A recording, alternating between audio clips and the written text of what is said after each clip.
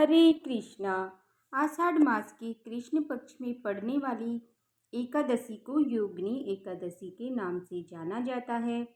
सच्ची श्रद्धा के साथ, नियम और निष्ठा के साथ योगिनी एकादशी का व्रत करते हैं। इस दिन भगवान विष्णु, माता लक्ष्मी और भगवान श्री कृष्ण के चतुर्भुजी स्वरूप की पूजा करते हैं। व्रत के नियमों का पालन करते हैं, कथा सुनते हैं। इससे व्यक्ति के सभी प्रकार के पाप ताप नष्ट होते हैं।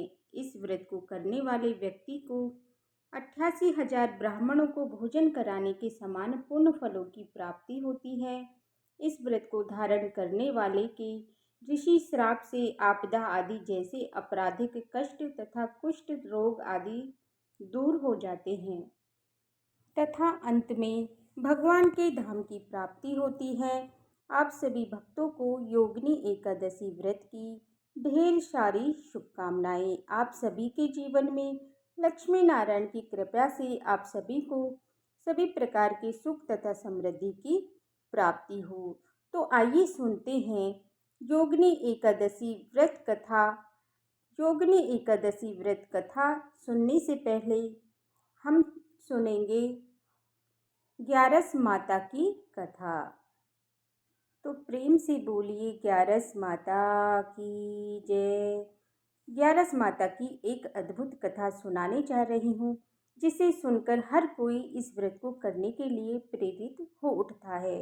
इस प्रकार भगवान श्री कृष्ण ने ग्यारस माता की पावन कथा सुनाना प्रारंभ किया। एक बार देवऋषि नारद जी बैकुंठ लोक गए। वहां उन्होंने भगवान श्री लक्ष्मी नारायण जी को प्रणाम किया।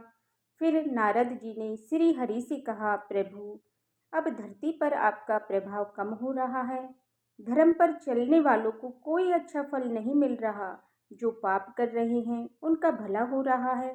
तब श्री हरि कहने लगे, ऐसा नहीं है देवऋषि, जो भी हो रहा है सब नियति के कारण हो रहा है। श्री हरि की बात सुनकर नारद जी बोले, प्रभु, मैं तो देख कर आ रहा हूँ कि पापियों को तो अच्छा फल मिल रहा है, लेकिन भला करने वाला और धर्म के रास्ते पर चलने वाले लोगों को बुरा फल मिल रहा है। उन्हें दुख भोगने पड़ रहे हैं। भगवान ने कहा, हे देव ऋषि, कोई ऐसी घटना बताओ जिससे तुम्हें ये लग रहा हो। नारद जी कहने लगे, हे प्रभु, अभी अभी मैं एक जंगल से आ रहा हूँ। वहाँ पर एक गाय दलदल में फंसी हुई दिखाई दी। कोई भी उसे बचाने वाला नहीं था। थोड़ी देर के बाद ही मैंने देखा कि एक चोर उधर से गुजरा। दलदल में फंसी हुई गाय को देखकर वो रुका तक नहीं, बल्कि वह उस गाय पर पैर रखकर दलदल से भरा गड्ढा लांघकर वो आगे निकल गया। आगे गया तो उस चोर को सोने से भी मोहरों से भरी एक थैली मिली।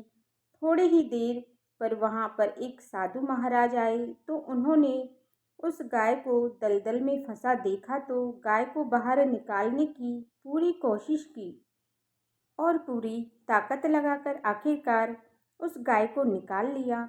गाय को बाहर निकालने के प्रयास में वे साधु महाराज खुद दलदल में लथपथ हो गए थे। जब वे साधु महाराज आगे बढ़े तो वे एक गड्ढे में गिर गए और उन्हें चोट लग गई। हे प्रभु, अब आप ही बताइए, ये कौन सा न्याय है। नारद जी की पूरी बात सुन लेने के बाद श्री हरि बोले, हे देव ऋषि, ये सही ही हुआ। जो चोर गाय पर पैर रखकर भाग गया, उसकी किस्मत में तो एक खजाना था, लेकिन उसे इस पाप के कारण कुछ मोहरे ही मिली। वहीं साधु महाराज को गड्ढे में इसलिए गिरना पड़ा क्योंकि उनके भाग्य में उस समय मृत्यु लिखी हुई थी। लेकिन एक गाय को बचाने के कारण, दलदल में गाय को बाहर निकालने के कारण उनके पुण्य बहुत अधिक बढ़ गए और उनकी मृत्यु बस एक छोटी सी चोट में बदल गई। इंसान के कर्म से ही उसका भाग्य तय होता है। हे देव ऋषि, इसीलिए अच्छे कर्म करना कभी नहीं छोड़ना चाहिए। श्री हरि की बात सुनकर देव ऋषि नारद मुस्कुराते हुए और प्रभु को प्रणाम करते हुए नारायण नारायण कहकर प्रभु की रचाई हुई सृष्टि की अन्य लीलाएं देखने के लिए चल पड़े। तो प्रेम से बोलिए श्री लक्ष्मी नारायण भगवान की जय, माता लक्ष्मी की जय। तो अब सुनिए योगिनी एकादशी व्रत कथा। तो प्रेम से बोलिए विष्णु भगवान की जय, माता लक्ष्मी की जय, श्री कृष्ण भगवान की जय। हे युधिष्ठिर बोले, ज्येष्ठ शुक्ल पक्ष की निर्जला एकादशी का महात्म्य मैंने सुन लिया। आषाढ़ कृष्ण पक्ष की एकादशी का क्या नाम है? हे मधुसूदन, कृपा करके मुझसे कहिए। श्री कृष्ण बोले, हे राजन, व्रतों में उत्तम व्रत मैं तुमसे कहता हूँ। आषाढ़ कृष्ण पक्ष की योगिनी एकादशी का व्रत सब पापों को दूर करके भक्ति और मुक्ति को देने वाला है। पुराणों में लिखी हुई इसकी पाप नाशनी कथा का मैं आज वर्णन करता हूँ। अलकापुरी का राजा कुबेर शिव जी का पूजन किया करता था। उसका माली हेममाली नाम का यज्ञ था। उसकी स्त्री सुंदर थी। उसका नाम विशालाक्षी था। वह माली उससे स्नेह युक्त होकर कामदेव के वशीभूत हो गया और वह मानसरोवर से फूल लाकर अपनी स्त्री के प्रेम में फंसकर घर पर ही ठहर गया। फूल देने के लिए कुबेर के स्थान पर नहीं गया। हे राजन, मध्याह्न के समय कुबेर जब शिवालय में शिव जी का पूजन करने लगे तब वहाँ फूल दिखाई नहीं दिए। हेममाली अपने घर में अपनी स्त्री के साथ रमण कर रहा था। विलंब के कारण कुपित होकर कुबेर बोला, हे दुष्ट हेममाली, क्यों नहीं आया? इसका निश्चय करो। वे बोले, हे निप्र, वह स्त्री का प्रेमी अपने घर पर स्त्री के साथ क्रीड़ा कर रहा है। यह सुनकर कुबेर क्रोध में भर गया। शीघ्रता से हेममाली को बुलाया। देर हो जाने के कारण वह माली भी भय से व्याकुल होकर वहां आया।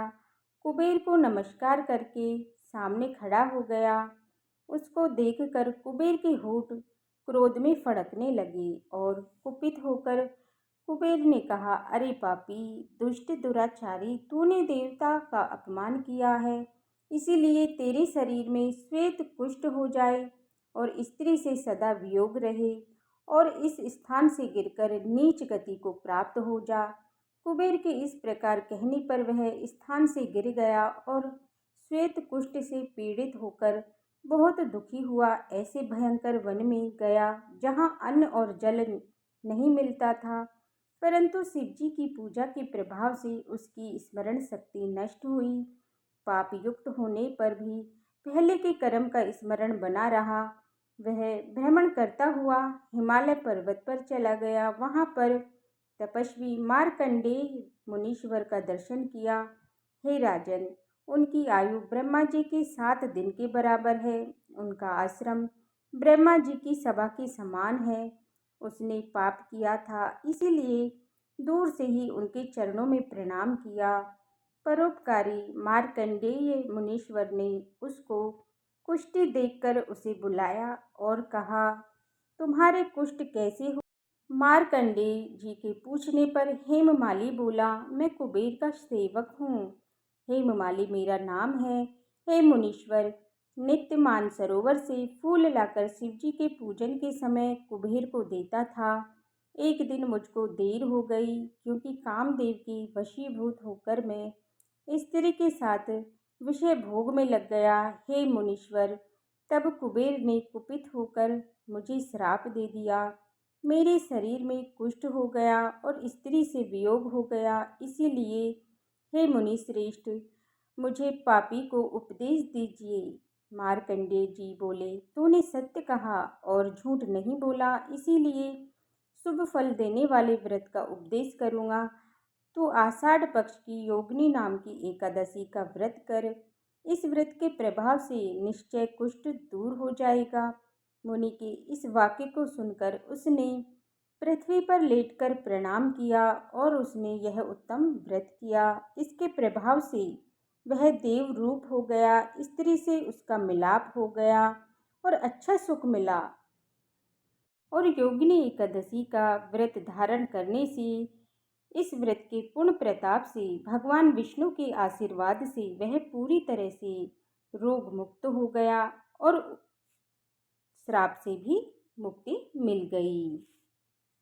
इस प्रकार हे निप्र, बड़े पापों को दूर करने वाली और बड़े पुण्यों का फल देने वाली आषाढ़ कृष्ण एकादशी का व्रत मैंने तुमसे कहा है, तो प्रेम से बोलिए विष्णु भगवान की जय, माता लक्ष्मी की जय, श्री कृष्ण भगवान की जय, सर्व देवी देवताओं की जय।